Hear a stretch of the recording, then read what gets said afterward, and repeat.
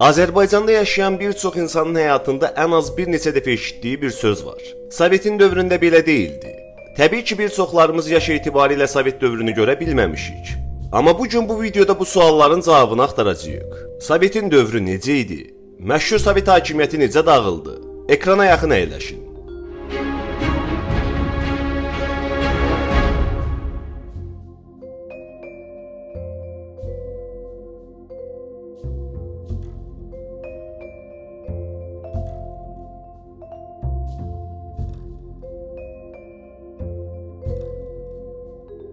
...6 Mart 1953-cü il tarixində Stalinin ölümü Moskva radiolarında bu mətnlə elan edildikdə, Sovetlər Birliyi əslində bir keçid dövrünə girirdi. Stalin uzun müddət ərzində hakimiyyətdə qalmış və dövr-dövr olduqca sərt siyasətlərə əl atmışdı. Onun ölümündən sonra başlayan prosesdə diqqət çəkən ilk ardıcıllar arasında yaşanan hakimiyyət mübarizəsi oldu. Sovetlər Birliyi formal olaraq kollektiv liderliyi adı verilən bir quruluş tərəfindən idarə olunmağa başlandı. Başlanğıcda Georgi Malenkov Baş Nazirlik, Lavrenti Beriya Daxili İşlər Nazirliyi, Vyacheslav Malatov isə Xarici İşlər Nazirliyi vəzifəsini öz üzərinə götürdü. Ancaq bu hakimiyyət modeli qısa zamanda dərin yaralar almağa başladı. Nikita Xruşov yalnız bir neçə ay ərzində partiya daxilindəki nüfuzunu inanılmaz bir sürətlə artırmışdı. 1953-cü ilin sentyabrına gəldikdə Komünist Partiyasının katibi olaraq liderliyi ələ keçirməyi bacardı. Xruşov hakimiyyəti yumuşalma dövrü olaraq bilinən bir dəyişiklik dalğasını da özü ilə birlikdə gətirdi. Stalinin repressiv siyasətlərinin mühüm bir qismi yüngülləşdirildi. Əmək düşərgələrindəki bir çox dustaq azad edildi. Bu dövr eyni zamanda bir üzləşmə dövrü idi. Xruşov 1956-cı ilin fevralında keçirilən 20-ci Komünist Partiyasının qurultayında Stalinin hakimiyyətində yaşananları sərt bir dillə tənqid edəcək və bu dövrü şəxsiyyət kultunun partiya daxili demokratiyanı və gerçəkliyi məhv etdiyi, insanların öz kölgələrindən belə qorxar hala gəldiyi bir dövr olaraq təsvir edəcəkdi.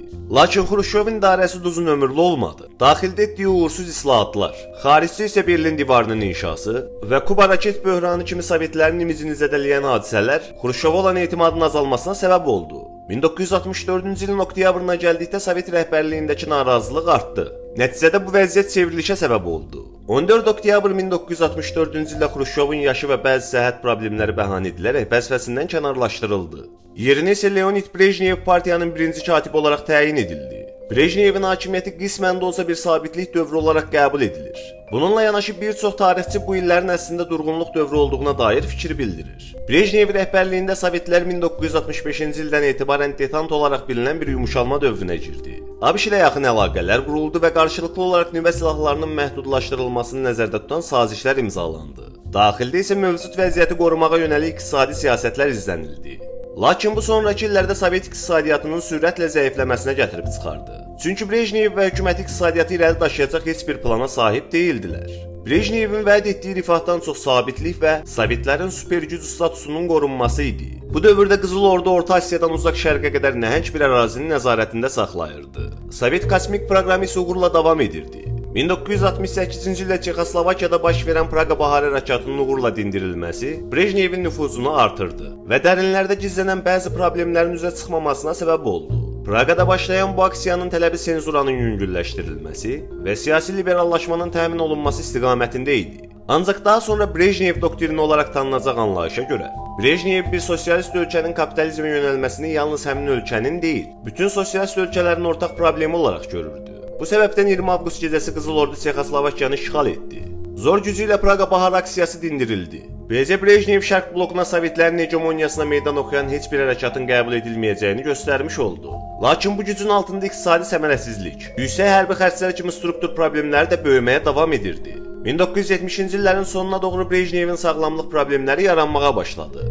Hər keçən gün idarədən uzaqlaşsa da formal olaraq hakimiyyətdə qalmağa davam edirdi. İdarə yavaş-yavaş yaşlı partiya üzvləri tərəfindən ələ alınmağa başladı. Bu üzvlərin 1979-cu ildə verdikləri bir qərar isə onsuz da gücünü itirmiş Sovet iqtisadiyyatının altına dinamit qoydu. Həmin ilin dekabrında hökumət qonşu Əfqanistandakı kommunistləri dəstəkləmək üçün ora qoşun göndərməyə qərar verdi. KGB rəhbəri Yuri Andropov və baş qərargahın dəstəyi ilə başlanan müdaxilə Əfqanistandakı kommunist hakimiyyətə qarşı çıxan mücahidlərin bir neçə aya yatırılmasını hədəfləyirdi. Ancaq nəzəriyyədə sadə görünən bu plan qısa zamanda faciəvi bir hərbi əməliyyata çevrildi. Qızıl Ordu Dağlıq Əfqanistan coğrafiyasında partizan taktikaları ilə döyüşən və xarici qüvvələrdən dəstək alan inadkar bir düşmənlə qarşılaşdı. Müharibə uzandıqca itkilər artdı.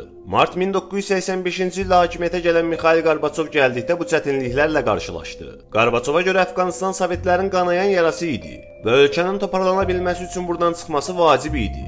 Lakin Sovetlərin Əfqanistandan çıxması xeyli vaxt aldı. Son qoşunlar yalnız 15 fevral 1989-cu ildə geri döndülər. Müharibə Sovetlərə həm iqtisadi, həm də beynəlxalq imij baxımından ağır zərbə oldu. Yenə də bu Sovetlərin dağılmasına aparan səbəblərdən yalnız biri idi. Gorbaçov hakimiyyəti boyunca əsas məqsədini durğunluq problemini həll etmək və soyuq müharibədə yeni səhifə açmaq kimi qoydu. Bunun üçün perestroyka, yəni yenidən qurma adlı islahat proqramına başladı. Bu iqtisadiyyatda mərkəzi nəzarətin qismən yüngülləşdirilməsi demək idi. Artıq dövlət nəzarətindəki fabriklər yarı müstəqil olacaq, əvvəlcədən müəyyən edilən istehsal kvotaları ləğv ediləcək, müəssisələrə öz istehsal və satış planlarını etməyə icazə veriləcəkdi. Xarici investorlara məhdud şəkildə Sovetlərdə investisiya qoymağa icazə veriləcəkdi. Nəticədə məsələn 1987-ci ildə Moskvada Amerikalı McDonald's şirkəti fəaliyyətə başladı. Lakin gözlənilən olmadı. Çünki köhnə sistem sürətlə dağılır, yeni bazar qaydaları isə oturuşmurdu. Gorbaçov özü də bunu bir müddət sonra etiraf etməyə məcbur oldu. Xalq isə hər zamanki kimi bir tikə çörəyinin arxasınca düşmüşdü. O dövrdə məşhur bir ifadə ilə bunu belə izah edirdilər. Hər şey bol olacaq dedilər. Amma nəticədə heç nə olmadı. Gorbaçovun ikinci böyük islahatı isə Glasnost, yəni açıqlıq siyasəti idi. Bu dövrə qədər Sovetlərdə güclü senzura var idi. Gələn islahatlarla senzura xeyli yüngülləşdi. Əvvəllər qadağan edilən kitab və filmlər yayımlandı. Xüsusilə Stalinin dövrü açıq şəkildə tənqid olunmağa başlandı. Dövlət qəzetləri Pravda və İzvestiya belə cəsarətli xəbərlər dərc edirdi. Ancaq Glasnosti sınağa çəkən əsas hadisə 1986-cı ilin aprelində baş verən Çernobil fəlakəti oldu. Əvvəlcə hakimiyyət partlayışın miqyasını gizlətməyə çalışdı. Lakin beynəlxalq təzyiqlər artmağa başladı. Gorbaçov 14 may 1986-cı ildə televiziya qarşısına çıxaraq bir çox detalı açıqlamalı oldu. 1988-ci ildə konstitusiya dəyişikliyi edilərək demokratik seçkilərə yol açıldı. 1989-cu ildə ilk dəfə partiyanın xaricindən namizədlərin də qatıldığı seçkilər keçirildi. Bu Sovet xalqı üçün qeyri-adi bir təcrübə idi. Lakin bütün bunlar başqa bir şeyi alovlandırdı. Müstəqillik arzuları. İlk olaraq Baltikyanı ölkələr, Latviya, Estoniya və Litva ayağa qalxdılar. Onlar 1940-da Stalinin dövründə SSR-yə birləşmişdilər. 1980-ci ilin sonlarında Moskvanın təzyiqinin zəifləməsi ilə Mahni inqilabı deyilən dinc aksiyaya başladılar. 23 avqust 1989-da 2 milyon insan əl-ələ verərək 600 kilometr uzunluğunda insan zənciri yaratdı. Bu Baltik yol aksiyası dünyada böyük rezonans yaratdı. 1990-cı ildə Litva, 1991-də isə Estoniya və Latviya müstəqilliklərini elan etdilər. Moskva bunu qəbul etmədi. 1991-in yanvarında Qızıl Ordu və KGB Baltik ölkələrinə müdaxilə etdi. Litvada 14 mülki şəxs öldürüldü, yüzlərlə insan yaralandı. Bu qanlı hadisə onların müstəqillik əzmini daha da gücləndirdi. 1991-ci ilin yazında Gürcüstan müstəqilliyini elan etdi. Ardınca Azərbaycan, Ermənistan, Ukrayna və digər respublikalarda hərəkatı sürətləndirdi. 19 avqust 1991-ci ildə sərtlik tərəfdarı partiya üzvləri Dövlət Fövqəladə Komitəsi adı ilə çevrilişə cəhd etdilər. Gorbaçov vaxtı Krımda istirahətdə idi. Onu vəzifəsindən uzaqlaşdırdıqlarını elan etdilər. Moskva küçələrinə tanklar çıxdı. Lakin Rusiya Federasiyasının prezidenti Boris Yeltsin cəmaatı müqavimətə çağırdı. O parlament binasının önündə tankın üzərinə çıxaraq xalqa müraciət etdi.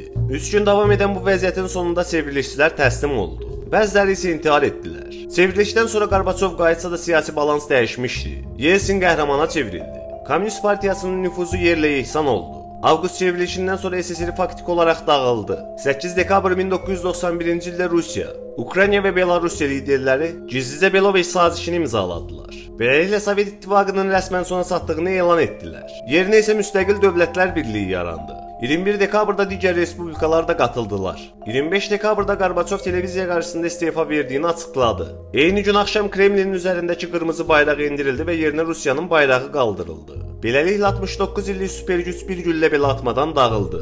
Sovetlər Birliyinin süqutu bir çox amillərin nəticəsi idi. Avtoritar sistemin öz ağırlığının altında çöküşü, iqtisadi olaraq qərbə çata bilməməsi və ən əsası insanlardakı azadlıq istəyi. Bəs siz bütün bunlarla bağlı nə düşünürsünüz? Rəylərdə bizlə bölüşməyi unutmayın. Video sona çatdı dostlar. Belə videoların davamı üçün videonu bəyənməyi və kanala abunə olmağı unutmayın.